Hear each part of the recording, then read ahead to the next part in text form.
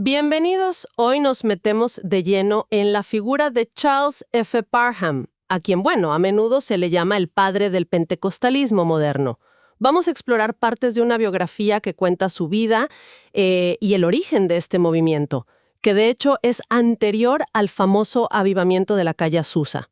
La idea es entender bien quién fue Parham, qué vivió, sus experiencias clave y cómo llegó a armar una teología que, impactó a millones. Todo basado en los textos. Ok, vamos a desglosar esto. Sí, y es importante, ¿no?, revisar los orígenes para captar bien un fenómeno tan global como el pentecostalismo. Porque la historia a veces simplifica mucho estos comienzos, pero mirar a figuras como Parham nos da, una perspectiva más completa, con más matices. Claro. A ver, Parham nació en 1873. Tuvo una infancia complicada, con enfermedades serias.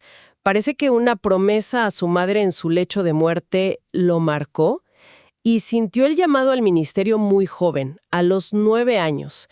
Estuvo un tiempo en una universidad metodista, pero... Pero la dejó, sí. Y aquí hay algo fascinante, creo yo. Su propia lucha con la enfermedad, el reumatismo, incluso tuvo una dependencia a la morfina que le recetaban. Y su curación posterior, que él vivió como un milagro, eso realmente moldeó, pero profundamente su teología. Ajá. No fue solo que volvió al ministerio, fue como la semilla, ¿viste? De ese énfasis tan fuerte que puso después en la sanidad divina y su rechazo a la medicina tradicional. Exacto. Entonces, dejó el metodismo, se acercó más al movimiento de santidad, este grupo que ponía mucho énfasis en la experiencia personal de santificación después de la conversión. Se casó con Sarah Testelthwaite, y juntos en 1898 abrieron el Hogar de Sanación Bethel en Topeka. Incluso publicaban un periódico, La Fe Apostólica.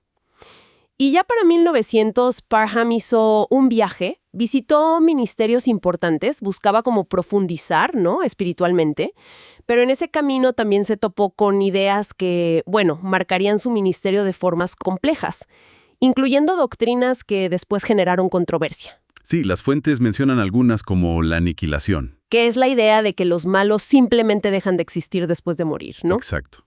Y también el anglo-israelismo. Esa idea hoy totalmente desacreditada de que las naciones de Europa Occidental descendían de las tribus perdidas de Israel. Y también su rechazo a los matrimonios interraciales. Curiosamente, cuando volvió de ese viaje, se encontró con que había perdido el control de su hogar de sanación. Un revés. Sí, y es bueno aclarar, como estamos haciendo, que mencionamos estas enseñanzas porque forman parte de su historia, tal como las describen las fuentes. Las presentamos como parte del registro, sin emitir un juicio sobre ellas. Totalmente. A pesar de ese problema, en octubre de 1900, Parham no se detuvo y abrió el Colegio Bíblico Bethel, también en Topeka. El enfoque era claro: buscar una experiencia directa con Dios. Y acá es donde la cosa se pone realmente interesante. El 1 de enero de 1901, una estudiante, Agnes Osman, según cuentan las crónicas, tuvo una experiencia. La interpretaron como el bautismo del Espíritu Santo. Y la evidencia fue que habló en lenguas, o sea, glosolalia, el término técnico. Ajá. Y poco después, Parham mismo y otros estudiantes tuvieron vivencias parecidas. Entonces, ese evento fue el punto de inflexión. Exacto. Y aquí está la distinción teológica clave que sale de ahí.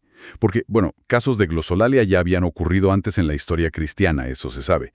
Pero Parham y su grupo llegaron a una conclusión teológica específica, que hablar en lenguas era la evidencia bíblica inicial y necesaria de haber recibido el bautismo en el Espíritu Santo. O sea, esa interpretación puntual fue lo que marcó la diferencia, lo que se volvió como la piedra angular de este nuevo movimiento. Justamente, esa idea se convirtió en una doctrina central muy distintiva. Si conectamos esto con el panorama más amplio, esta lectura teológica específica fue fundamental para darle identidad al pentecostalismo que estaban haciendo. Y esto nos lleva directo al debate sobre los orígenes. ¿Fue Topeka o fue la calle Azusa en Los Ángeles? La fuente que estamos viendo hoy posiciona a Parham como el iniciador doctrinal allá en Topeka. Señala que William Seymour, que fue la figura clave en el avivamiento de Azusa Street, él había sido estudiante de Parham en Houston, y fue él quien llevó esa llama, por así decirlo, a California. Claro. Incluso se menciona un informe del gobierno de Estados Unidos de 1906 que nombra a Parham como fundador del movimiento Fe Apostólica. Así es. Y esto no busca para nada restarle importancia a Seymour o a lo que pasó en Azusa Street, que fue crucial, absolutamente vital, para que el pentecostalismo se expandiera por todo el mundo. Se trata más bien de reconocer la secuencia histórica que presenta esta fuente en particular. Parham origina la doctrina distintiva, el impulso inicial. Seymour después lo catapulta a una escala global. Claro, entender la secuencia. Ahora, los años después de Topeka no fueron fáciles para Parham, ¿eh? Enfrentó oposición, problemas económicos y una tragedia personal muy dura, la muerte de su hijo pequeño. Eso llevó al cierre del colegio. Sí, fue un periodo difícil. En ese tiempo escribió Kol Karebo Midbar, que se considera uno de los primeros textos de teología pentecostal. Pero su ministerio como que revivió después, tuvo éxito en Galena, Kansas, parece que tras una curación notable, y de ahí se expandió a Missouri. Y ya para 1905 se mudó a Houston, Texas, y ahí abrió otra escuela bíblica. Fue allí donde enseñó a Seymour. Entonces, recapitulando un poco, ¿qué significa todo esto? Charles F. Parham, según estas fuentes, emerge como una figura, bueno, compleja, sin duda, pero fundamental. Estableció, digamos, la base doctrinal y el primer impulso del pentecostalismo moderno en Topeka, antes del gran fenómeno de Azusa Street. Sí. Nos recuerda que los orígenes de movimientos tan influyentes a menudo son más complejos, tienen más capas de lo que uno usualmente cree. Totalmente. Y el caso de Parham ilustra muy bien cómo una interpretación doctrinal particular de la Escritura, en este caso, las lenguas como la evidencia inicial, puede actuar como un catalizador, ¿no? Y darle forma a un movimiento religioso que alcanza una escala mundial.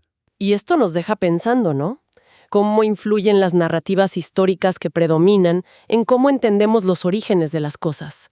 Y quizás qué otras figuras o eventos fundacionales, tal vez en otros campos del saber, podrían estar esperando una revisión parecida. Una mirada un poco más profunda a sus verdaderos comienzos. Una pregunta para reflexionar.